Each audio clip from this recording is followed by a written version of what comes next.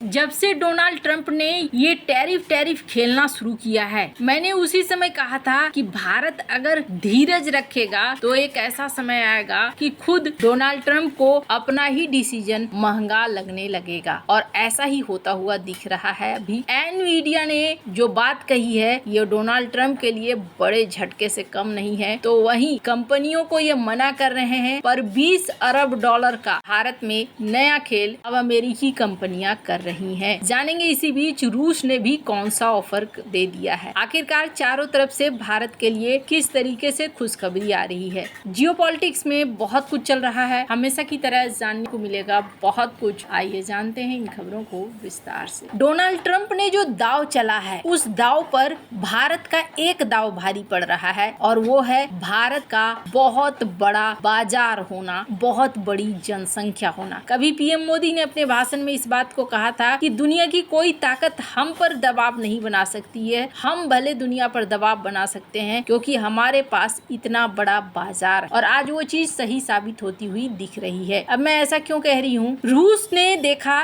कि अब Donald Trump ने टैरिफ लगा दिया है, भारत के लिए मुश्किलें हो सकती है और अमेरिका के साथ ट्रेड डील लंबा खींच रहा है, तो रूस ने भारत के लिए डिस्काउंट को और बढ़ा दिया है। रूस भारत का सबसे बड़ा तेल का सप्लायर है और अप्रैल महीने में 40% थी, सितंबर महीने में मात्र 0.1% घटी है, 33.9%। लेकिन अब रूस ने यूराल क्रूड जो कि भारत मंगवाता है, इस पर $2 से $2.5 प्रति बैरल की छूट देनी शुरू कर दी है। जुलाई अगस्त के मुकाबले ये छूट ज्यादा है और पहले ये डिस्काउंट सिर्फ $1 प्रति बैरल था, लेकिन अब यहाँ पर ये डिस्काउंट और भी ज्यादा बढ़ गया है। अब इसके बढ़ने का मतलब क्या है? इसके बढ़ने का मतलब ये है कि भारत को अब जो टैरिफ से नुकसान हो रहा है वो भरपाई हो सकती है और इस वजह से क्या होगा कि भारत ज्यादा से ज्यादा तेल खरीदेगा, भारत की कंपनियां ज्यादा से ज्यादा तेल खरीदना चाहेंगी और प्रैक्टिकल तौर पर ये भारत के लिए फायदेमंद हो जाएगा। मामला सिर्फ यहीं तक नहीं है, कहते हैं सर मुड़ाते ही ओले पड़ना, कुछ इस तरीके का सीन इस वक्त देखने को मिल रहा है। डोनाल्ड ट्रंप कई बार अपनी कंपनियों को कह चुके हैं हमारे देश के अंदर निवेश करो। एप्पल को भी इन्होंने कुछ ऐसा ही किया, एप्पल को तो सोने की कीमती चीज गिफ्ट भी करनी पड़ी। तो यहाँ पर ये देखने को मिला एप्पल, गूगल, इन कंपनियों के ऊपर बहुत ज्यादा दबाव बनाया जा रहा है, लेकिन अमेरिकी राष्ट्रपति डोनाल्ड ट्रंप की उनकी ही देश की कंपनियां नहीं सुन रही हैं। दुनिया की सबसे मूल्यवान कंपनियों में शामिल एप्पल और गूगल को भारत की तरक्की पर विश्वास है, तभी ये कंपनियां भारत में अरबों रुपए कारोबार कर रही हैं। ट्रंप ने हाल ही में टैरिफ को लेकर एप्पल को धमकी दी थी कि वो भारत में कारोबार न करे। इसके बावजूद एप्पल भारत में अपना कारोबार बढ़ा रहा है। एप्पल ने भारत से जहां 6 महीने में 10 अरब डॉलर के आईफोन बेचे हैं, वहीं गूगल विशाखापत्तनम में 10 अरब डॉलर के लागत से डेटा हब बनाने का प्लान बना रही है। भारत से आईफोन का निर्यात रिकॉर्ड तोड़ रहा है। इस वित्तीय वर्ष के पहले 6 महीनों में ही एप्पल ने 10 अरब डॉलर के आईफोन का निर्यात किया। ये पिछले साल के मुकाबले में 75% ज्यादा है। सितंबर में एप्पल ने 1.24 अरब डॉलर के आईफोन को बेचा है। ये तब हुआ है जब भारत में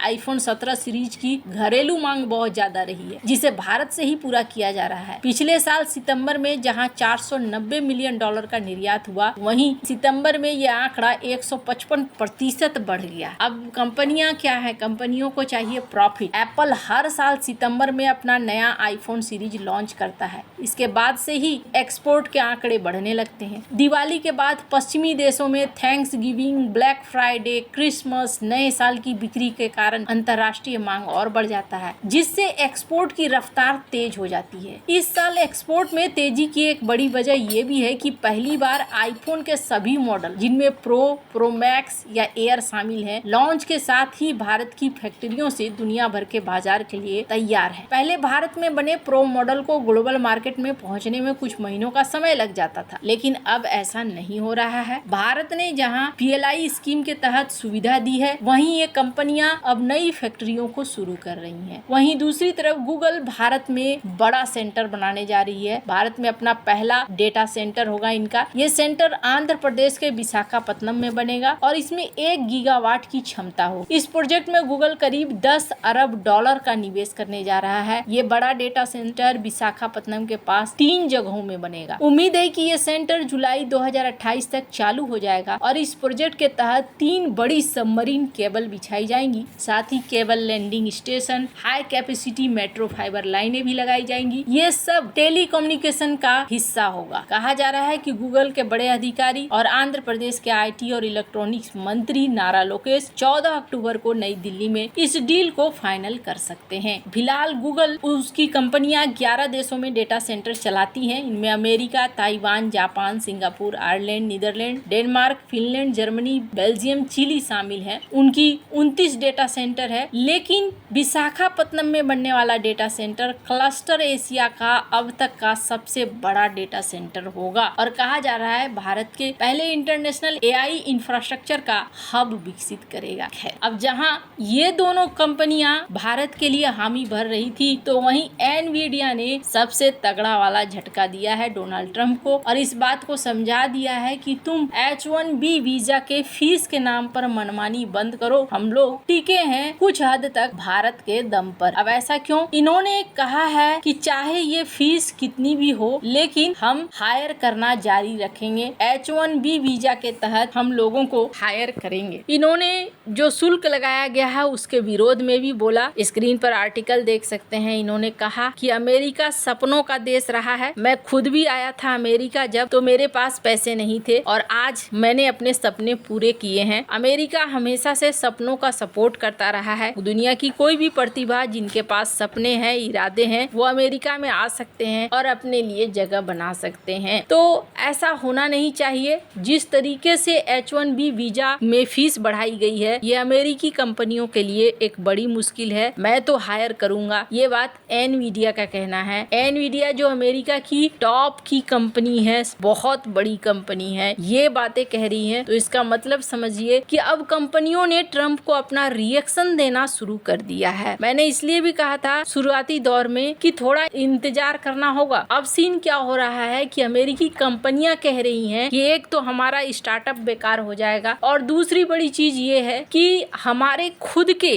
टेक्निकल सेक्टर में समस्याएं आएंगी। जो H1B वाले लोग हैं जिन्होंने हमारे यहाँ काम किया, सीखा, अब वो वापस जाने लगेंगे। उन्हें हाथों हाथ लेने के लिए कनाडा तैयार है, UK तैयार है, चाइना तैयार है। यानी एक उल्टा ब्रेन ड्रेन होना शुरू हो जाएगा। हमें जो फायदा मिलना चाहिए वो फायदा इन देशों को मिलना शुरू हो जाएगा। कुछ और दिन भारत इंतजार करेगा तो ये दबाव सीधे सीधे ट्रंप के ऊपर और भी ज्यादा बढ़ना शुरू हो जाएगा। वैसे आपको क्या लगता है? इन सब मामले में आपकी क्या राय है? कमेंट कर जरूर बताएं। जल्द मिलते हैं अगले वीडियो में नई खबर के साथ।